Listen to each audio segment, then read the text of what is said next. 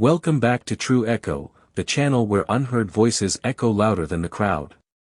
Today's story is about power, the kind that doesn't come with noise, fame, or a spotlight. It's about a woman who walked into a room full of doubters and left it absolutely silent. She didn't flex. She didn't speak. She didn't need to. Because when Danica Miles stepped onto that mat, everything changed. Now let's get into it. He laughed at her like it was a joke. Then she dropped him so fast, the whole gym went silent. That afternoon in Jackson, Mississippi felt like something out of a movie, except no one was acting. The gym wasn't glamorous. It was hot, noisy, smelled like sweat and overcooked hot dogs. The banners from 1997 hung like tired ghosts, and the floor creaked under rows of folding chairs that had seen too many fights. Danica Miles stood alone, pressed against the far wall, wearing a gray hoodie, rolled sleeves, mismatched gym shorts, and sneakers that had clearly survived too many winters. She didn't talk. Didn't stretch. Just watched. Most people assumed she was someone's girlfriend, until she walked to the sign-in table and spelled her name out, letter by letter. Danica Miles. 132 pounds. No corner. The man with the clipboard blinked. You sure you want this? Yeah, she said quietly. I'm sure. See, Danica didn't look like trouble. Brown skin, short locks pulled into a band. Quiet face, soft voice. DMV energy. But as she sat quietly, elbows on knees, watching two men bloody each other in the ring like it was a grudge match, nobody knew what she was really carrying. No one knew they were minutes away from witnessing the kind of silence that rewrites reputations. The speaker crackled. Next up, Danica Miles versus Logan Rice. People turned. Logan Rice was already in the ring. 6 feet tall. Heavy set. Sleeves of tattoos. Chewing gum like he was born to flex. He bounced on the balls of his feet, grinning, showing off for a crew near the back. He saw Danica walking up and burst into a laugh so loud, people near the front flinched. Ayo, y'all got me fighting her, he said, pointing. She looked like she clocked out of Walgreens, man. Some laughed. Others didn't. Danica stepped in. No response. No flex. No fear. She touched gloves and backed into her corner. But anyone watching closely would have seen the subtle slide of her back foot. A fighter's habit. Something drilled in deep. Logan didn't notice. But he would. The bell rang. Logan threw a lazy jab. He wasn't trying to land. He was trying to clown her, give the crowd a laugh. He danced. Hands down. Showboating. Danica circled him like it was chess, not a fight. Her hands were up now, chin tucked, but her eyes weren't on his smirking face, they were locked on his hips. She was watching for what mattered. Logan threw a hook. Fast. Sharp. It looked like it would land. It didn't. Danica slipped it so smooth, so casual, it barely registered to the crowd. Someone near the front finally muttered, "Yo, she moved like she's done this before." Logan kept swinging, but the air was the only thing getting touched. Danica didn't throw a single punch. She let him exhaust himself. 2 minutes in, he was already breathing harder than he should. You scared? He called out. Danica didn't answer. She waited. Then he made the mistake. A wild right. She ducked, stepped in close, and tapped his ribs with a clean left hook. Pop. Not loud. But clean. He froze for half a second, blinking fast. She hit me, he said, half laughing. But he wasn't laughing inside. His crew was quiet. Danica danced out of range again, calm, still. Then she spun, fluid and fast, and landed a spinning back kick, straight to his liver. The sound was thick. Heavy.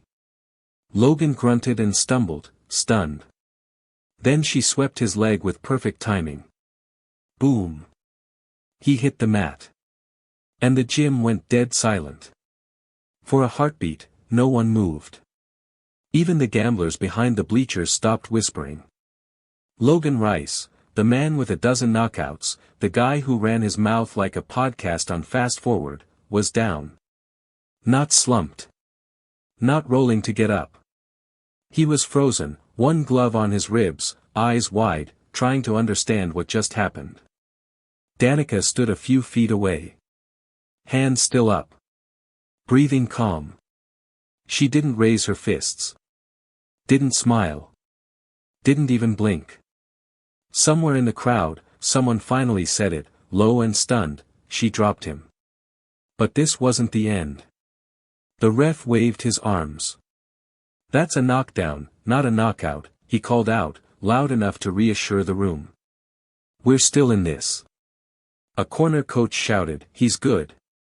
Let him finish. Someone else muttered, he's gonna get hurt. Logan sat up. Pride wouldn't let him stay down. He spat to the side and stood slowly, wobbling, breath like gravel.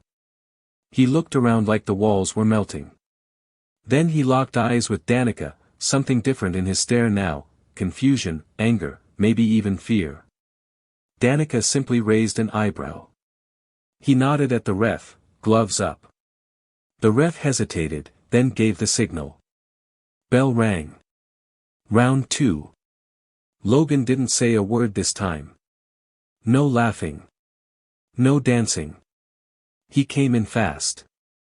Jab jab hook combo, better than before. His feet were tighter. His eyes were sharper. He'd been humbled, and for the first time, he was taking her seriously.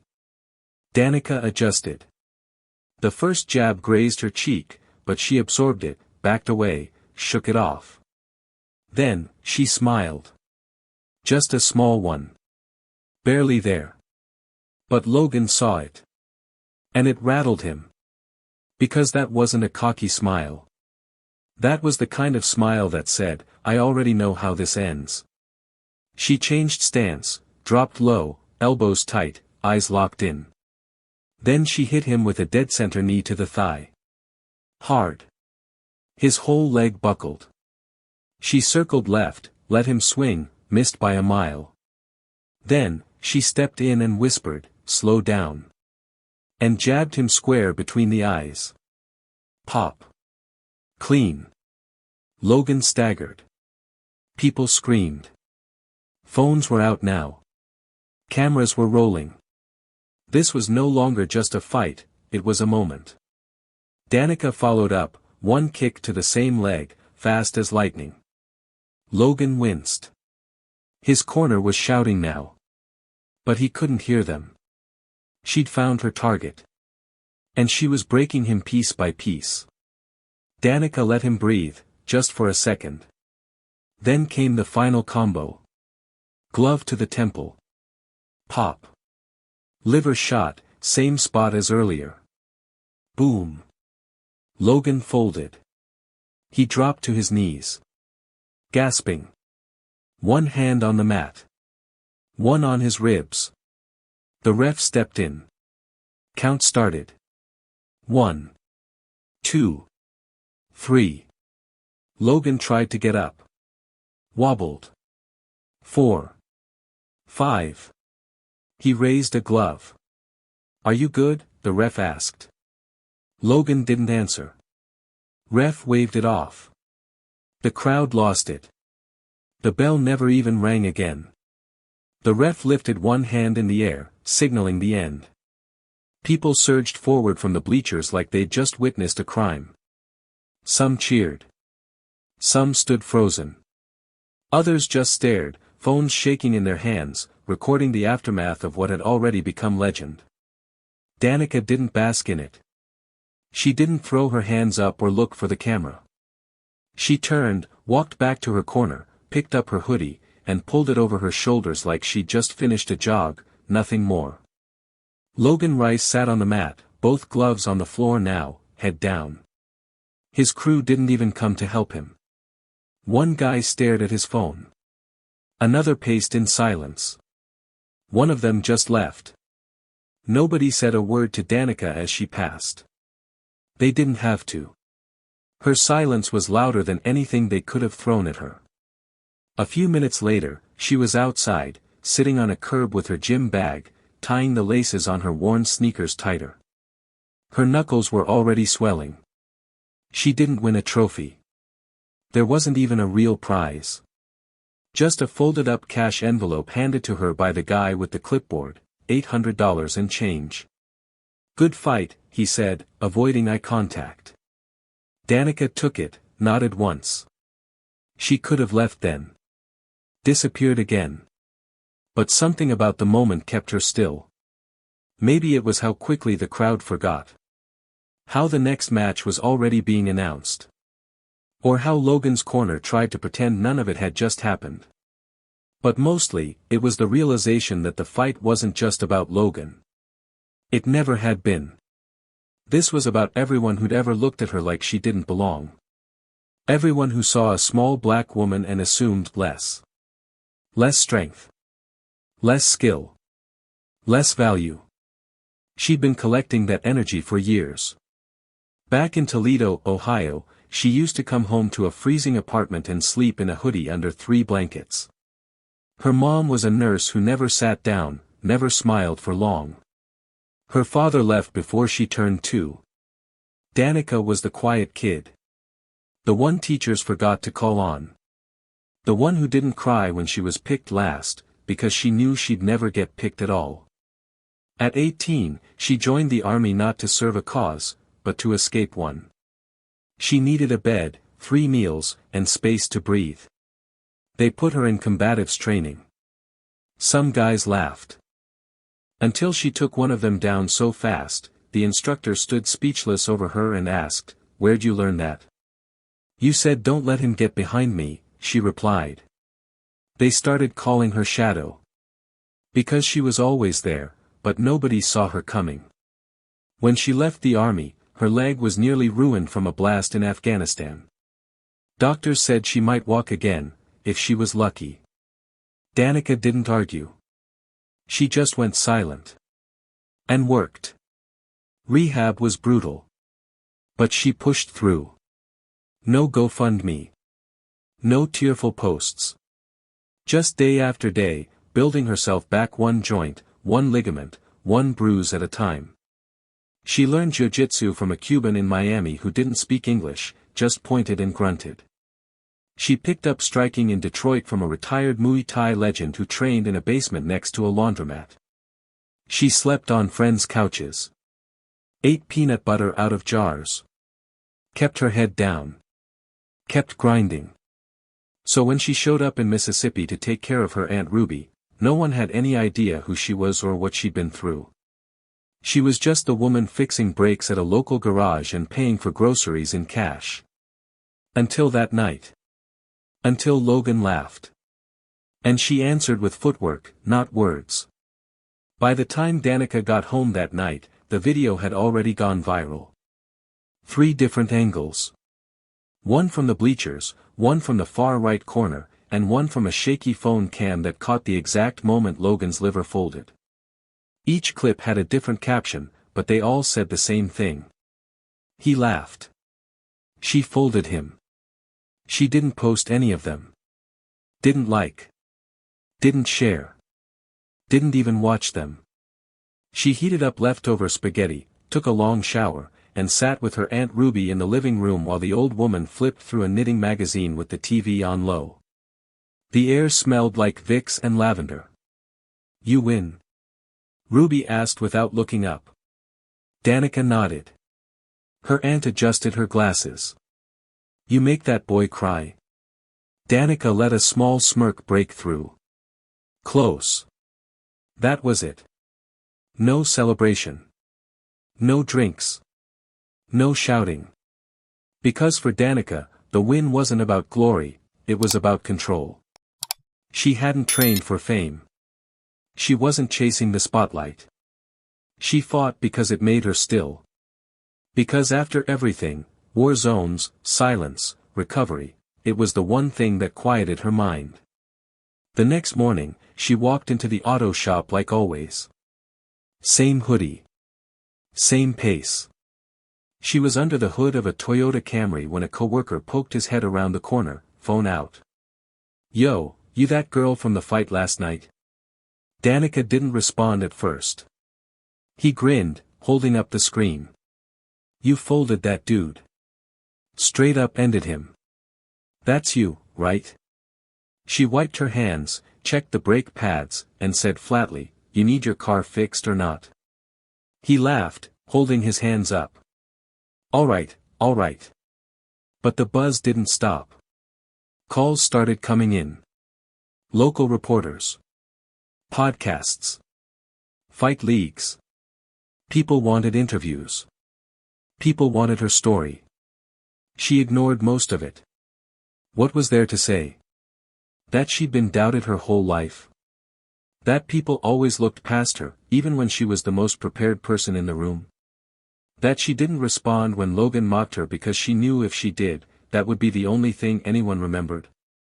Danica wasn't about talk. She was about timing. And every second of that fight, every pivot, every strike, was a decade of discipline collapsing into 4 minutes of clarity. Meanwhile, Logan Rice went silent.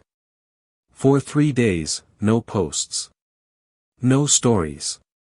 No excuses. People online speculated. Maybe he let her win. Nah, he got cooked. She must be pro. No way she hit like that. But people who knew, who trained, understood exactly what they saw. It wasn't luck. It was study. Precision. Silence, built up and released like a controlled explosion. Eventually, Logan reappeared. Not with a post. Not with a joke. But in a dimly lit gym in Mobile, Alabama. No music. Just the thud of a heavy bag and a phone set up on a bench. He looked into the camera and said simply. No excuses. She was better. I thought I could walk through her. I was wrong. She earned that. It wasn't viral. But it was honest. And that clip made its own rounds, less popular, but maybe more powerful. Danica never responded. She didn't need to. Her silence had become her signature. In the weeks that followed, something changed in the town. More women started showing up to the local gym.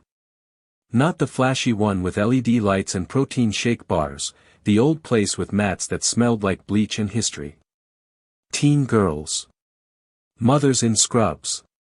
Women in hoodies and basketball shorts just like Danica's. Most had never thrown a punch before. But they walked in because they saw something in Danica, a quiet proof that you didn't have to be loud to be strong, that you didn't need a crowd to be worth noticing. You just needed to know who you were when it mattered. The gym owner, a guy named Marty who used to fight back in the 90s, saw what was happening. He called Danica one afternoon. You did that, he said. Danica didn't argue. She just shrugged through the phone.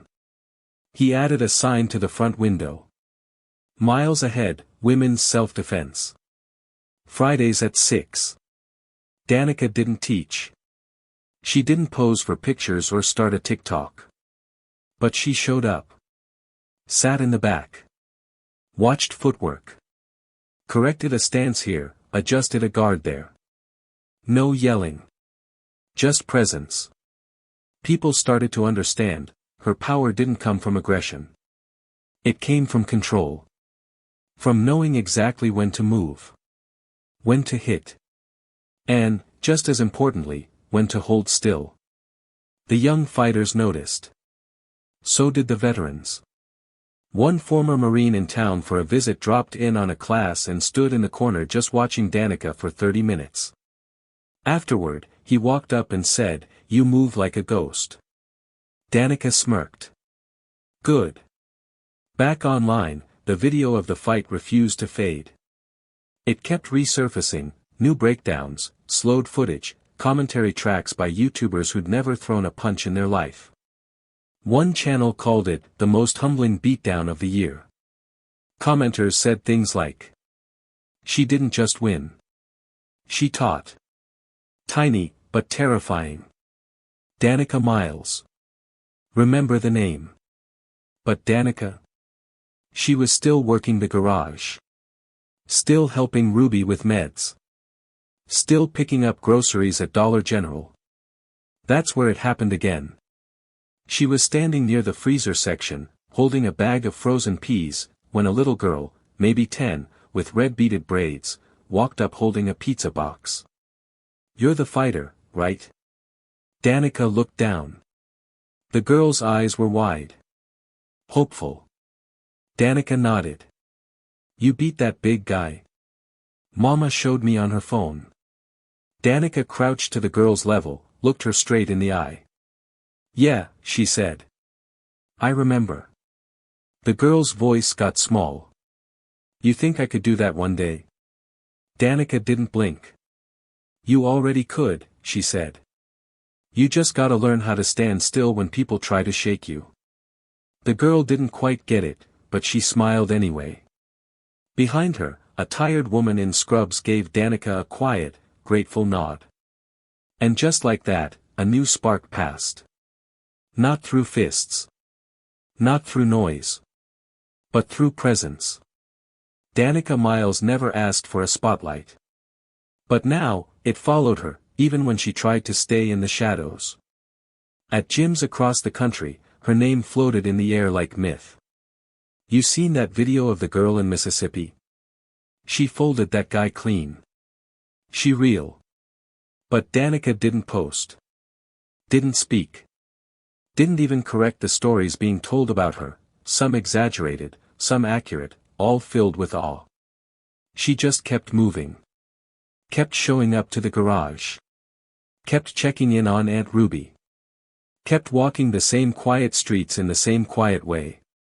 But those who watched her, really watched, could tell something had shifted. She'd always been strong.